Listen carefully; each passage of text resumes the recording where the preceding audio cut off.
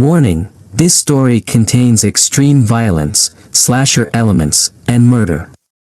I encourage you to listen to the entire story, and if you enjoy this type of content, please subscribe and press the bell icon to stay updated. I was walking through the outskirts of the city, a part no one had any business in at that hour. My head was heavy with booze, my steps unsteady, and my mind screamed for rest. As I stumbled past decaying buildings, I heard it, a faint, shrill ring cutting through the silence. A phone. In the middle of this wasteland. It didn't make sense, yet there it was. The booth stood under a flickering streetlight, its glass panels smeared with filth and graffiti. I couldn't say what pulled me toward it. Perhaps it was curiosity or just plain stupidity. I looked around, not a soul in sight. Who the hell was calling out here? The phone rang again, louder, insistent, like it knew I was close. My hands shook as I reached for the receiver. A part of me screamed to turn back, to ignore it, but I was already too far gone. I picked it up. Hello. My voice came out hoarse, an echo of uncertainty.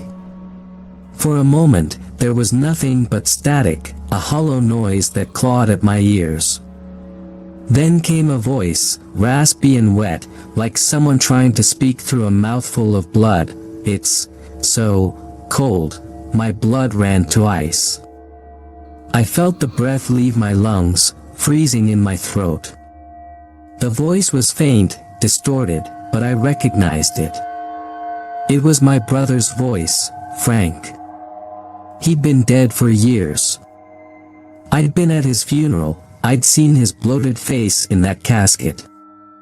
For a moment, there was nothing but static. A hollow noise that clawed at my ears. Then came a voice, raspy and wet, like someone trying to speak through a mouthful of blood. It's so cold, my blood ran to ice. I felt the breath leave my lungs, freezing in my throat. The voice was faint, distorted, but I recognized it. It was my brother's voice, Frank. He'd been dead for years. I'd been at his funeral, I'd seen his bloated face in that casket. I stumbled out of the booth, nausea twisting my gut. As I staggered around in the edges of my vision, figures draped in darkness, dragging their twisted limbs toward the booth. They moved with grotesque fluidity, their bodies jerking and snapping like broken marionettes. No, no. This isn't real, I muttered, wiping the sweat from my brow. But the shadows persisted, converging on the booth. I glanced back as one of them reached out, its fingers like skeletal branches scraping against the glass. I could hear it now, soft, agonizing whispers mingling with the phone's rings. It was calling me back. Before I could gather my thoughts, my legs moved on their own. I approached the booth again, my fingers trembling as they reached for the receiver. It felt like an ice block in my hand. This time, the voice was different. High-pitched, hysterical laughter pierced through the static. It sent chills crawling across my skin. "You shouldn't have answered," it shrieked. "Now, you're one of us." I wanted to throw the phone down, to run until my legs gave out, but I couldn't move. I was frozen in place, my eyes locked on the glass in front of me. My reflection began to change. My face twisted, the skin sagged, and my eyes hollowed out until I saw nothing but darkness staring back at me. The streetlight flickered above, casting erratic shadows that danced like demons around the booth. I gasped as the phone slipped from my hand, yet the ringing persisted. It drilled into my skull, an endless cacophony that vibrated through every nerve. I covered my ears, but the noise only grew louder. My body ached. I looked down and saw dark veins snaking across my arms, my skin writhing as if something crawled beneath it. I could feel it, the demonic presence, sinking its claws deeper into my soul. The phone rang again. No, I croaked, backing away, but I couldn't stop myself. My hand reached out, trembling, grasping the receiver with on the other end screamed this time. Die, die, die, it chanted, each word followed by a sharp, stabbing pain in my chest. I doubled over, gasping for air. It felt like my ribs were being torn apart from the inside. Through the glass, I saw them, the spirits, gaunt and twisted, faces smeared with blood and rot. They clawed at the glass, their mouths moving silently, eyes pleading, accusing. My knees buckled, and I collapsed onto the booth's grimy floor. The ringing stopped, replaced by a sickening silence. I blinked, my vision blurring as the shadows outside grew more distinct, more real. I could see them clearly now, the rotting faces of the dead, staring with hollow eyes. One of them stepped forward, its face unrecognizable, just a mass of pulped flesh and teeth. Your turn, it hissed. I screamed, thrashing against the booth's walls, but it was no use. The door sealed shut, trapping me inside. The receiver lifted on its own, floating in midair, the dial spinning crazily. A demonic voice bellowed from the phone, echoing through the booth. You answered. Now, you call. I felt my mouth open, words pouring out that weren't mine. I spoke of darkness, of the endless torment waiting on the other side. I spoke to the next unlucky soul wandering the streets, luring them toward the booth with tales of dead loved ones, of secrets only the dead could tell. The demonic entity inside me laughed, a guttural noise that shook the booth. I was a puppet now, my body hijacked to make the call. My soul splintered with each word, pieces of me shredded away until I was nothing but a hollow vessel. The booth glowed with an eerie light, casting my shadow against the cracked pavement outside. The ringing resumed, louder than ever, calling to the next passerby. They would come. They always do. And when they pick up, I'll be waiting, a revenant chained to their ears, a banshee wail that rattled through my skull. The booth's glass vibrated with each piercing note, distorting the shadows outside into warped, disfigured masses. I sat hunched on the floor, my back against the grimy wall, fighting against the malicious force controlling me, but it was useless. Something foul had latched onto my soul, slithering through my veins and crushing any remnants of free will. I was no longer myself. Not fully. My thoughts spun in chaotic circles, trapped between the horror of what I'd become and the frenzied urge to lure others into this nightmare. The phone lifted itself off the hook, hovering in front of my face. Its cord hung like a noose, swaying slightly, almost mockingly.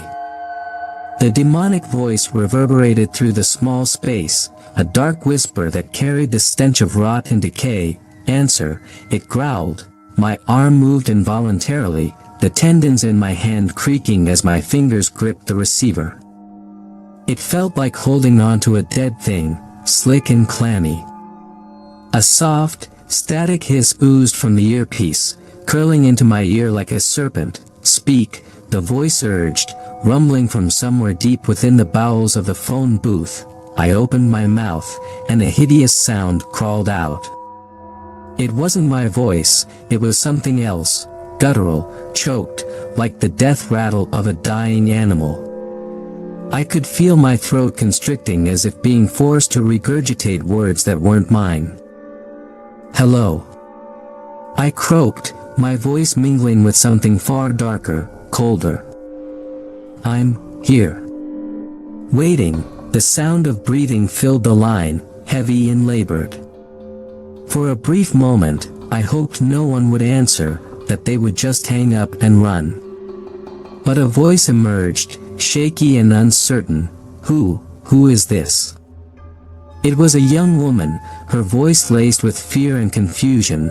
I tried to warn her, to scream at her to get away, but my mouth moved without my consent. I can see you. In the darkness. Your action in the glass warped. It was no longer just me staring back, there were others. Gaunt faces pressed against the glass from the other side, mouths gaping in silent wails, eyes hollow and sunken. The phone booth reeked of their decay, a putrid mix of rotten despair that made my stomach churn. No, no. I choked, battling to regain control, but the demonic presence inside me only dug its claws deeper. I felt my sanity fracturing, shards of my consciousness breaking off into the void with every word I spoke. You want to see them, don't you? I continued, my voice twisted and strained. All the ones you lost. They're here, waiting for you, the woman on the other end gasped. Her breath hitching in disbelief. What are you saying? How do you know? Come to me. I bellowed, the force behind the words ripping through my throat like broken glass. Come, or you'll never know peace. I could hear her sobbing now, soft whimpers of confusion and terror. She was breaking down, just as I had, teetering on the edge of the abyss. I felt a flicker of remorse, a dim ember in the darkness consuming me. But the hunger inside the booth was too strong, too overpowering. The phone crackled, and the line went dead. Silence washed over me, but it brought no relief, only the dread of the inevitable. She would come. They always did. I dropped the receiver, my hand trembling as it clattered against the booth's metal wall. The shadows outside stirred, writhing against the dim light, anticipation thickening the air. They were waiting for her, hungry for her soul. I wanted to vomit, to purge this unholy filth from inside me, but my body refused to obey.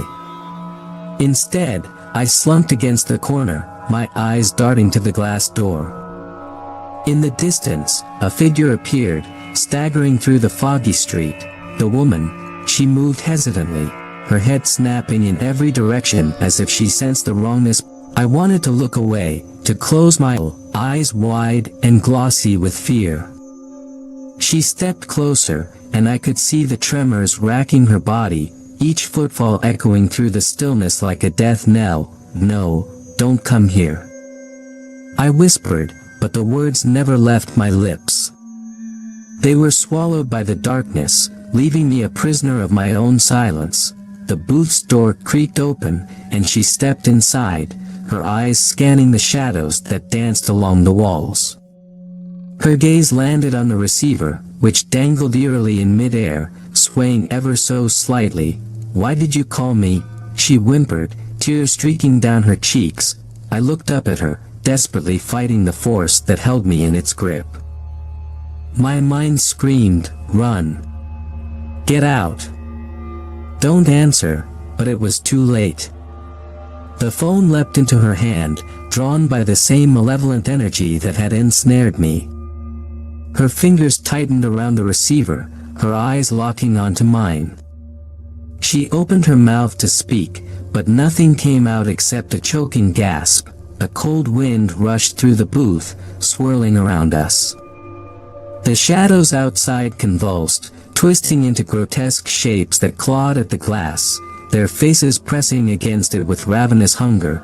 Suddenly, the woman let out a blood-curdling scream, dropping to her knees as she clutched her head. No. Get out of my head. Get out. I felt the booth tremble, a low rumble vibrating through the floor as the phone cord coiled around her wrist like a serpent, tightening its grip. The shadows howled, their mouths stretching impossibly wide, revealing rows of jagged teeth glistening in the dim light. The woman writhed, her skin paling, veins darkening as they slithered up her neck like creeping vines. Her eyes rolled back, and her body convulsed, thrashing against the confines of the booth. The air grew dense, thick with the smell of blood and something far worse, something way to close my eyes to the horror unfolding before me, but I was forced to watch.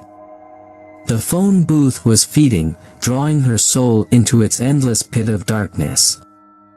I could hear her screams turning into wet gurgles, her body twisting in unnatural angles as if the shadows themselves were trying to reshape her, and then, as quickly as it began, it stopped. She slumped forward, her face pressed against the filthy glass, eyes wide and empty. The receiver hung limply from her hand, swinging slowly back and forth.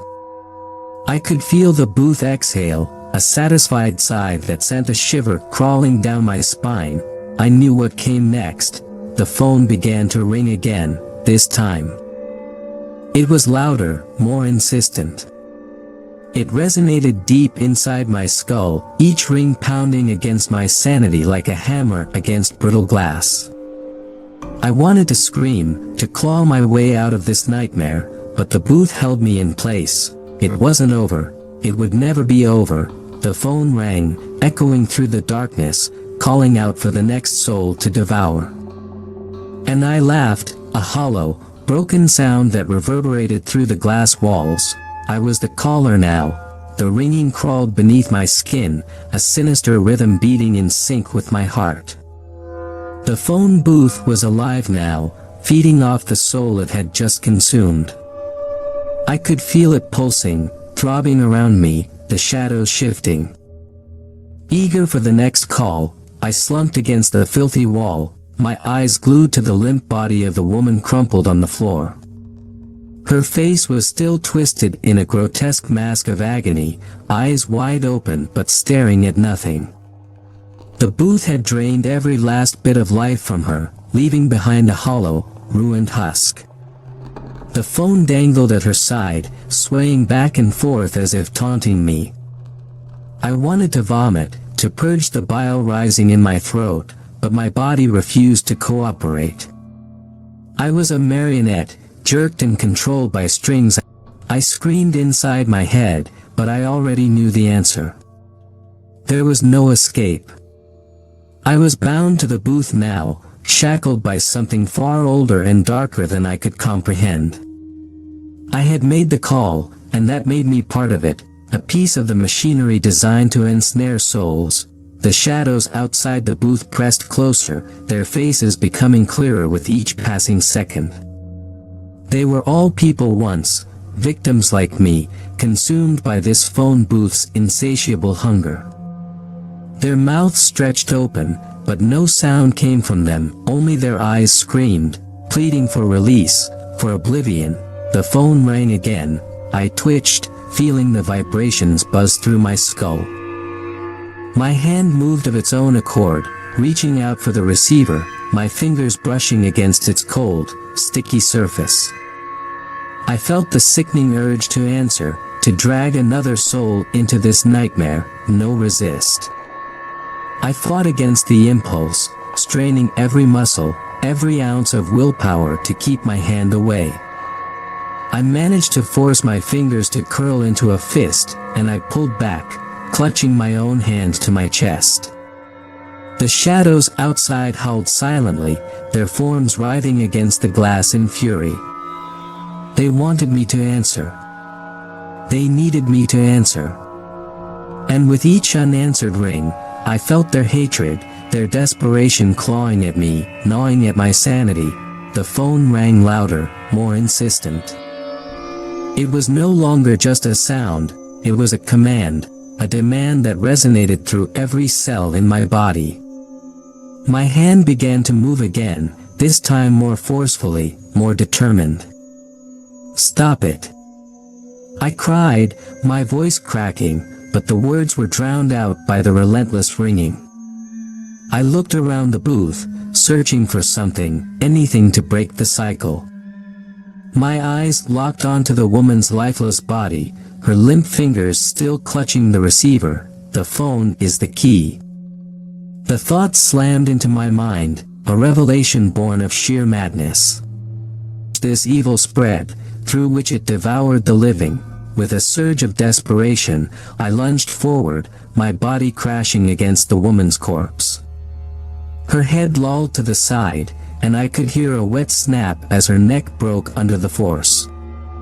I didn't care. I grabbed the receiver and ripped it from her hand, throwing it against the glass with all my might. The phone smashed into the glass, sending cracked spiderwebbing across the surface, but it didn't break. The receiver dropped to the floor, its cord coiling like a snake, and the ringing stopped abruptly, plunging the booth into suffocating silence. For a heartbeat, I thought I had done it. I thought I had broken the cycle. Then, the laughter began, low, guttural, and drenched in malice. It emanated from every corner of the booth. I spun around, my back pressing against the wall as the shadows outside convulsed, twisting and warping into new, grotesque forms. Their eyes blazed with a fury that burned through the glass, searing into my soul. The laughter grew louder, overlapping voices cackling in a cacophony of madness. The phone cord slithered across the floor, moving of its own accord, and then the receiver jerked upright, floating in the air before me. No. No, please, I stammered, tears streaming down my face. Just let me go. The booth's walls seemed to close in on me, the glass warping as the shadows pressed harder against it. I could feel their hunger, their insidious longing for me to pick up the phone, to make another call. The receiver hovered, the cord writhing like a living thing. I reached out, my fingers trembling, and I hesitated. This was a nightmare with no end. I knew it now. Whether I answered or not, the booth would consume me piece by piece, until I was just another shadow pressed against the glass, screaming silently for release. I grasped the receiver, my grip tightening around it. The laughter ceased, and the heavy silence. I raised the phone to my ear, my breath hitching in my throat. Good, a voice purred from the other end. It was deep, sultry, and inhuman. Now, let us begin again. A shiver crawled down my spine. My mouth moved, forming words I didn't choose. Hello, who's there? The line crackled, static bursting through the receiver, and then a faint voice came through, quivering and hesitant. Hello. Who is this? Why did you call? My heart sank. I could hear the fear in the voice, the uncertainty. It was just like mine had been when I first picked up the phone. The realization hit me like a sledgehammer. I was them now, the harbinger of torment, the lure in the darkened booth. Do you want to see them? I whispered. The words spilling from my mouth without my control. Your loved ones, do you want to hear their voices again? No. No, this isn't real. The voice on the line stammered, panic rising. Who are you? What do you want? The shadows outside writhed, growing more chaotic, their mouths stretching into impossibly wide grins. I felt the booth's power surge, pulling at the soul on the other end of the line, drawing them into its web. You have to come, I hissed, feeling the demonic force swell within me. You have to answer, or you'll never know peace. The phone crackled, and I heard the line go dead. My head jerked up, eyes darting through the glass, searching the foggy street for any sign of movement. My heart thudded in my chest, hope mingling with dread. In the distance, a shape emerged, stumbling through the fog, moving toward the booth, a new victim. The booth vibrated with anticipation, the shadows screeching silently against the glass. My grip on the receiver tightened, my stomach twisting with the horror of what was about to unfold. I could feel the darkness inside me clawing at my sanity, urging me to continue, to obey. The figure stepped closer, and I could see their face now, a man, young and gaunt, his eye the booth, his gaze locked onto me, as if drawn by an invisible thread. No. Not again. I wanted to scream, to shatter the glass and end it all, but I was powerless. The phone booth was a prison, a machine of suffering that would never stop. The man reached out, his hand hovering over the door handle, and I watched helplessly, knowing what came next. I was the caller now, and I would keep calling until the darkness claimed every last one of us. The man's hand trembled as it gripped the door handle, his eyes wide and unblinking as he peered at me through the cracked glass. I saw my own reflection in his terrified gaze, gaunt, hollow-eyed, and drenched in the cold sweat of madness. My throat tightened as he hesitated, his breath fogging up the glass as he leaned closer. I wanted to scream at him, to tell him to run far, far away, but the darkness had me locked in its grip. The booth seemed to hum in anticipation, the shadows writhing with glee. My fingers clenched around the receiver, knuckles turning white as I felt its vile energy seep into my skin. I was a slave to its hunger, and with every soul it claimed, I slipped further into the void. He finally pulled the door open, the hinges squealing in protest. A gust of frigid air rushed in, bringing with it the stench of rot and decay. He stumbled inside, eyes darting around the interior, taking in the sight of the woman's mangled corpse on the floor. His face contorted with a mixture of horror and disbelief, and he staggered backward, nearly tripping over his own feet. What the hell is this? He choked out, his voice strained and raw. He turned to me, desperation shining in his eyes. What is happening here? The words formed in my mouth, though I didn't will them to. You heard the call, I rasped, my voice a twisted blend of my own and something far darker, far older. Now you must listen. You have tears brimming in his eyes as he glanced toward the phone. No. No, I'm not picking it up, he muttered, backing away. This is some kind of sick joke. I felt the booth's grip tighten around me, an invisible force coiling around my chest like a vice. The shadows outside convulsed violently, their features warping into grotesque visages of agony and rage. The phone began to ring, louder than before, its shrill wail piercing through my eardrums like needles. Pick it up. I snarled, the words ripped from me against my will. You have to pick it up. The man stumbled, his back hitting the glass wall. He was trapped, just like I had been, cornered by an evil that demanded his compliance. I could see his resolve crumbling, the sheer terror overwhelming his reason. The booth thrived on that fear, feeding on it, drawing him in like a moth to a flame. Please. He whimpered, his voice barely a whisper. I don't want to die, but you will, I thought grimly. Just like I did, the phone continued to ring, each chime reverberating through the booth like a death knell.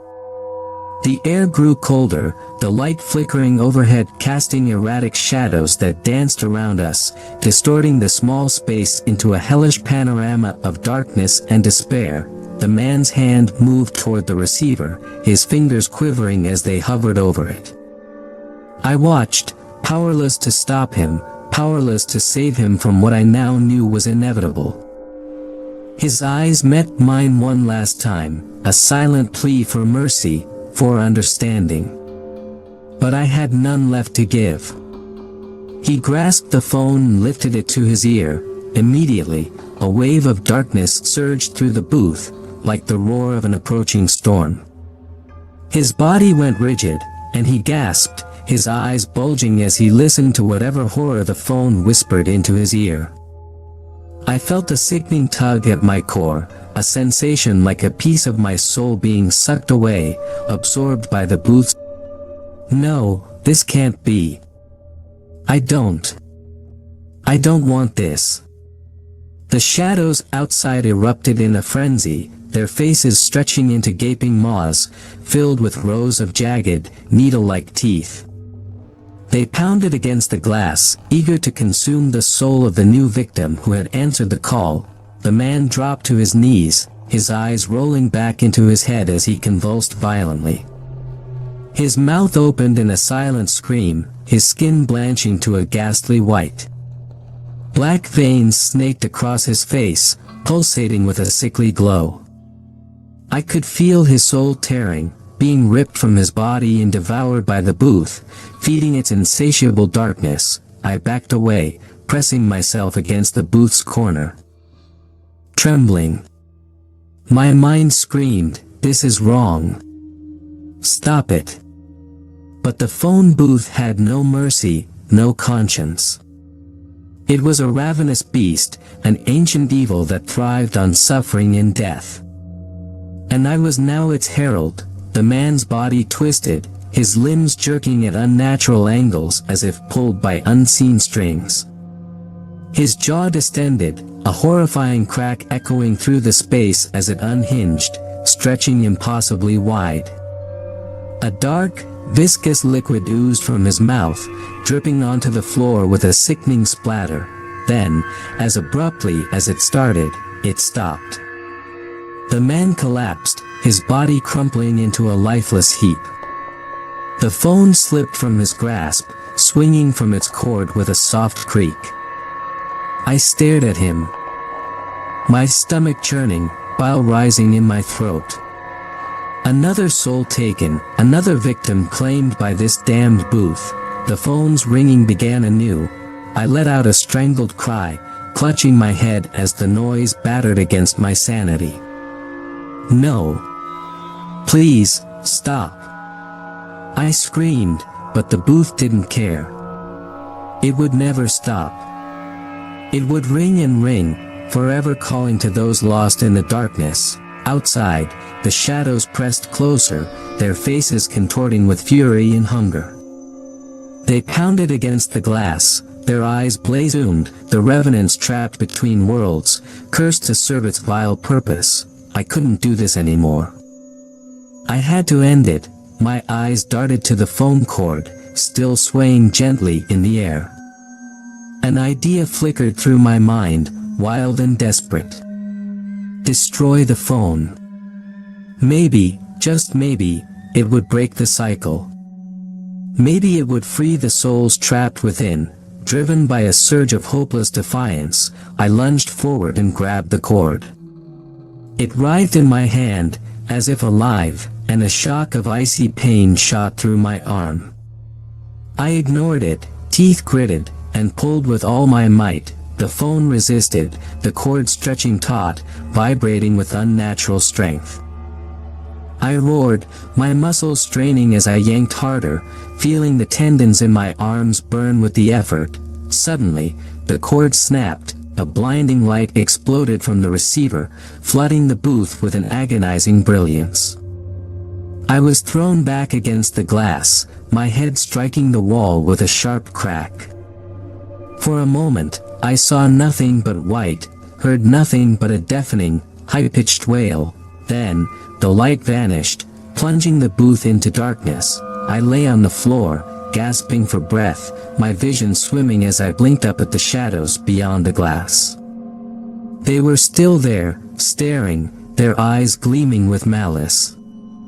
The booth was silent now, the phone cord hanging limply. Severed and lifeless, had I done it? Had I broken the cycle? A flicker of hope rose within me, fragile and trembling. I struggled to sit up, my body aching, my mind reeling. The booth felt different, quieter, its presence less oppressive. I dared to believe, for just a moment, that I had freed us all. Then, the phone rang. A cold horror washed over me, sinking its claws into my chest. The phone, now disconnected from its cord, floated back into the air, swaying slightly. The booth trembled, the shadows outside convulsing in a frenzy of rage and hunger. It wasn't over. It would never. The phone continued to ring, echoing through the darkness, louder and louder. I curled into a ball, pressing my hands over my ears, rocking back and forth as the laughter returned, mingling with the ringing in a symphony of madness.